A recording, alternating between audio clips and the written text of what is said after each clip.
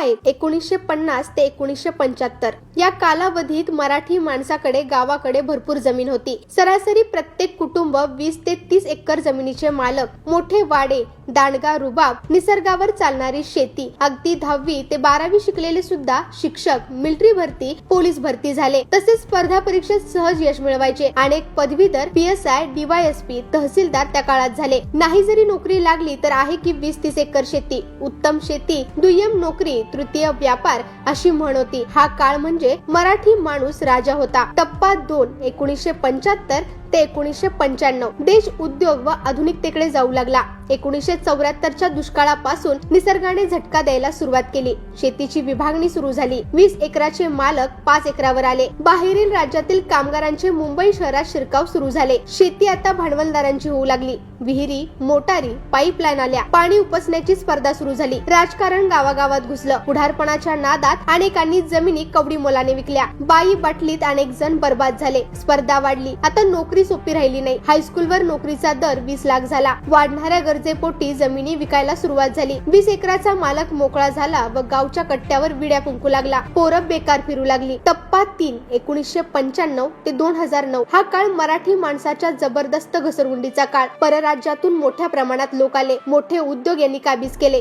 Hotel Shetty लोक, दूध, paper, भाजीपाला, टॅक्सी, पाणीपुरी, किरकोळ दुकानदारी आदी उत्तरेतील लोकांनी काबीज केली. सहकारी कारखाने, बँका, पेट्रोल पंप, बिअर बार, दारू दुकाने चाणाक्ष पुढाऱ्यांची झाली. मराठी माणूस मात्र अजूनही विहीर पाडणे, बोर मारणे, स्पर्धा परीक्षा तयारी करणे, भरतीला जाणे, पोराला हायस्कूलवर चिटकवणे यातच गुंतलेला दिसला. 20 एकर जमीन वाटण्याहून मग विकून एकरावर आली तरी डोळे उघडत नव्हते. अजूनही पाटील किंवा जमीनदारीचा दिवा स्वप्नात रमला होता. टप्पा 4 2009 ते 2020 ग्लोबलायझेशन झाले. जगाचे पैसे भारतात आले. पुणे, मुंबई तर शहराजवळील जमिनींना किमती आल्या. मग काय, जमिनी विकायची स्पर्धा सुरू झाली. राजकीय कार्यकर्ते एजंट झाले व मराठी माणसाचा मुळशी पॅटर्न झाला. जमीनदारी संपली. पोरं बेकार किंवा पुणे मुंबईत 8-10 हजारांच्या नोकऱ्या करू लागली. आता विकायलाही काही शिल्लक राहिलं नाही. खरी बिकट गरिबी सुरू झाली. पोरांचा वापर 100-200 देऊन राजकारणात सुरू झाला. बापाकडे लग्नाला पैसा नाही. मग पोरी हात धरून पळून जाऊ लागल्या. गावचा जमीनदार हमाली करू लागला.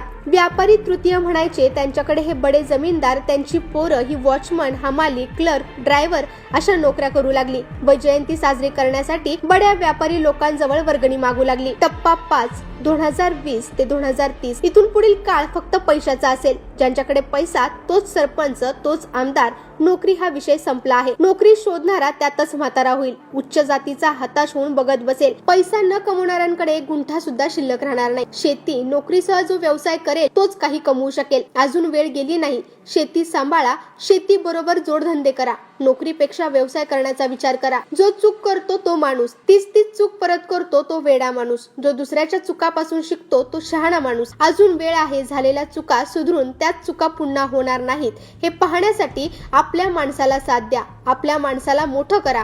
आपल्या माणसाचे पाय ओढणे थांबवा. आपणच आपल्या माणसाला साथ दिली पाहिजे.